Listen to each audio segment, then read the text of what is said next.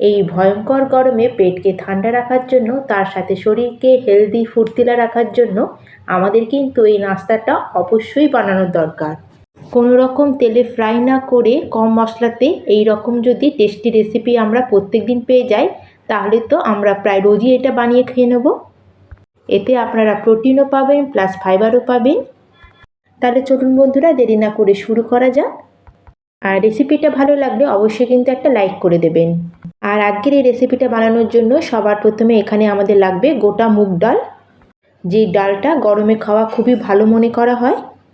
আর এই মুগ ডালের যে খোসা আছে তাতে প্রচুর পরিমাণে ফাইবার আর প্রোটিনে ভরপুর আছে। আর মুগ ডালটা আমাদের শরীরে ঠান্ডা প্রদান করে, সেই জন্য আমাদের এইটা কিন্তু ডায়েটে অবশ্যই রাখার দরকার।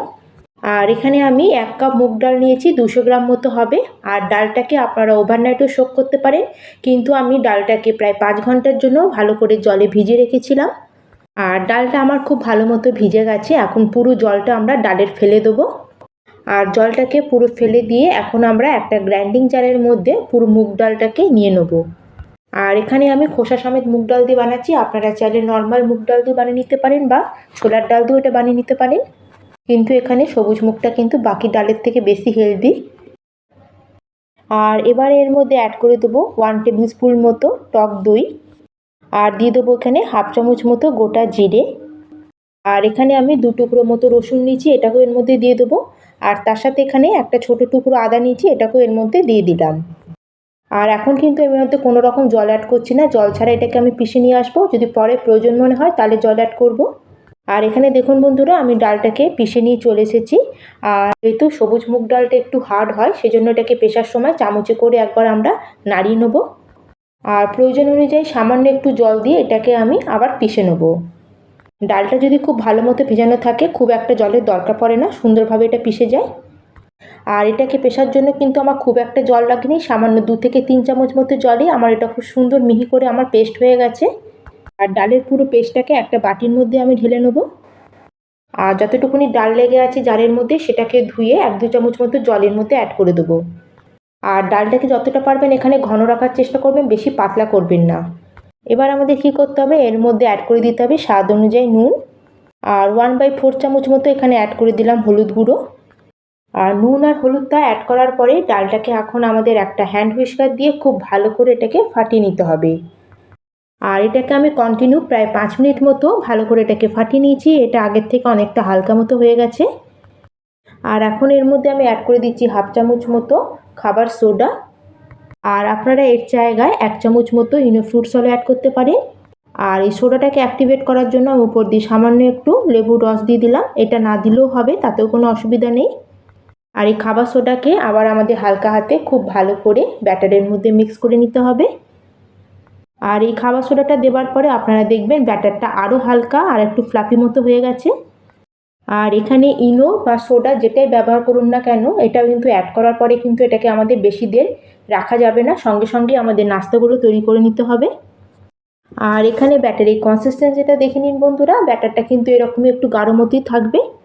আর এখন এটাকে সাইডে রেখে নিয়ে নেবো একটা আপ্যাম প্যান। আর আজকের এই ফুলকিগুলো আমরা স্টিম করে তৈরি করব, এতে খেতেও খুব ভালো লাগবে, তার সাথে টেস্টিও হবে, আর এটা পেটের জন্য খুব হালকাও হবে। প্রথমে আমরা এই প্যানটাকে সামান্য একটু তেল লাগিয়ে ভালো করে গ্রিস করে নেব।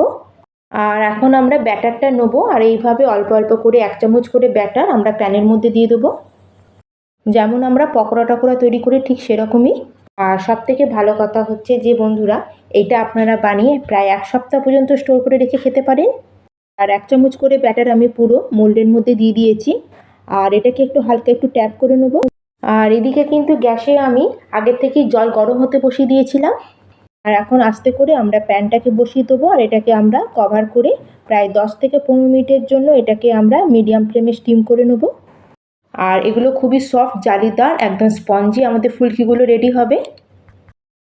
আর প্রায় 15 মিনিট মতো হয়ে গেছে, তাহলে চলুন এখন আমরা এই ফুলকিগুলোকে চেক করে নেব। আর এটা দেখতে কত সুন্দর লাগছে। এখন একটা আমি টুথপিক দিয়ে এটাকে চেক করে নেব যে ভেতরটা কাঁচা আছে কি না। একদম পারফেক্ট তৈরি হয়েছে, একটু ভেতরে কাঁচা নেই। ব্যাস, এখন আমরা আপ্পাম প্যানটাকে বার করে নেব। আর হালকা এটাকে একটু ঠান্ডা হতে দেবো। আর যখন এটা একটু হালকা ঠান্ডা হয়ে যাবে, তখন আমরা একটা চামচের সাহায্যে সব ফুলকিগুলোকে একটা প্লেটের মধ্যে বার করে নেব।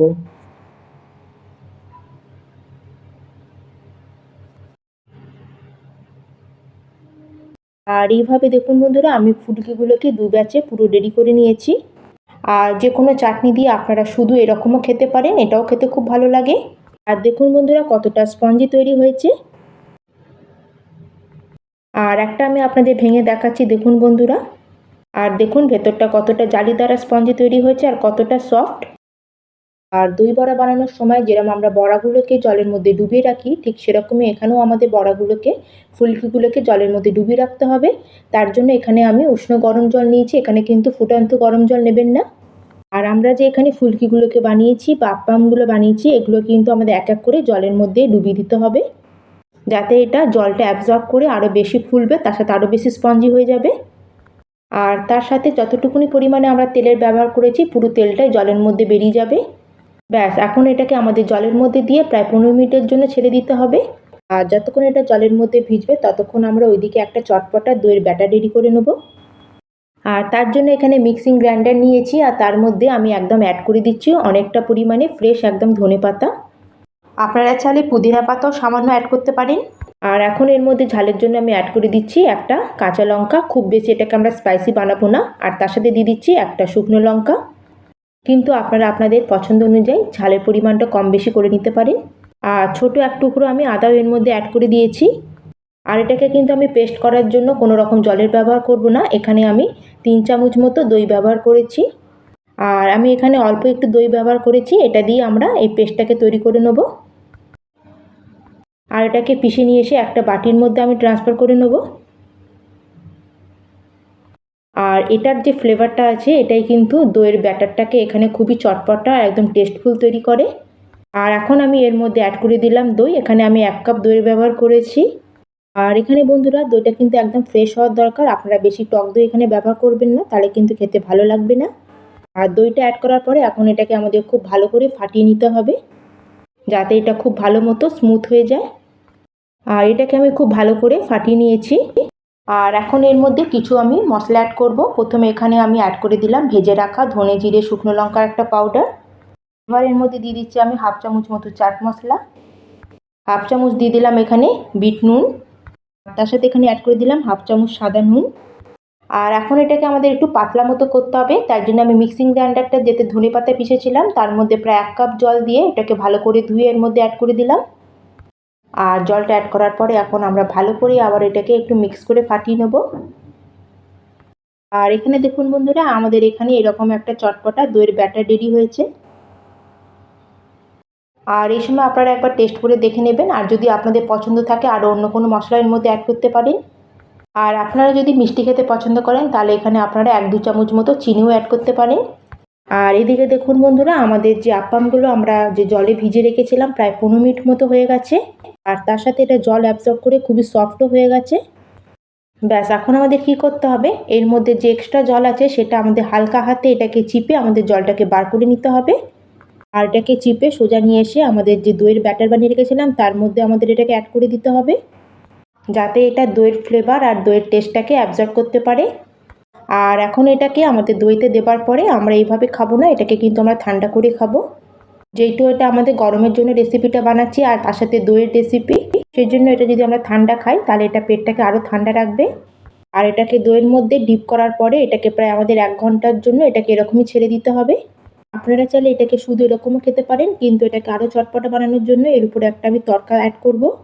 তার জন্য 1 চামচ মতো তড়কা প্যানে আমি তেল গরম করে নিয়ে চলে এসেছি। এখন এর মধ্যে আমি অ্যাড করে দিচ্ছি 1/2 চামচ মতো গোটা জিরে, 1/2 চামচ মতো দিয়ে দিলাম কালো সর্ষে, 1 চুটকি হিং অ্যাড করে দিলাম, আর তার সাথে কিছুটা কারি পাতা অ্যাড করে দিলাম। আর এটাকে আমি ফ্রাই করে এখন এই তড়কাটাকে আমি এর উপর দিয়ে অ্যাড করে দিলাম, আর তার সাথে উপর দিয়ে অ্যাড করে দিলাম কিছুটা কুচানো ধনে পাতা। আর এটাকে এখন আমরা কভার করে 1 ঘন্টার জন্য এটাকে ফ্রিজে ছেড়ে দেবো, যাতে এটা ভালো মতো ঠান্ডা হয়ে যায়। এই প্রচণ্ড গরমে গোটা মুগ ডাল দিয়ে তৈরি দইয়ের আপ্পাম বলুন বা দই ফুলকি বলুন, আপনারা আপনাদের ডায়েটে অবশ্যই এটা অ্যাড করুন। আর এটা একদম অন্য ধরনের নাস্তা, সেজন্য এটা বাড়ির সকলেরই খুব পছন্দ হবে। তাহলে বন্ধুরা আজকের আমার এই রেসিপি আপনাদের কেমন লাগলো অবশ্যই কিন্তু আমাকে কমেন্ট করে জানাবেন। ভালো লাগলে লাইক করবেন, শেয়ার করবেন, আর চ্যানেলে যদি নতুন হয়ে থাকেন, চ্যানেলটিকে যদি এখনও না সাবস্ক্রাইব করে থাকেন প্লিজ চ্যানেলটিকে সাবস্ক্রাইব করে দেবেন। আর আপনারা চাইলে মিষ্টি চাটনি বানিয়ে এর উপর দিয়ে সার্ভ করেও খেতে পারেন। আর এটা কম তেলে তৈরি হওয়ার জন্য এটা কিন্তু সকলেরই খুব পছন্দ হবে। তাহলে এটা কিন্তু আপনারা অবশ্যই বানান আর খান। তাহলে আজকের মতো আমি এখানেই শেষ করলাম। আবার চলে আসবো অন্য একটি নতুন রেসিপি নিয়ে। ধন্যবাদ।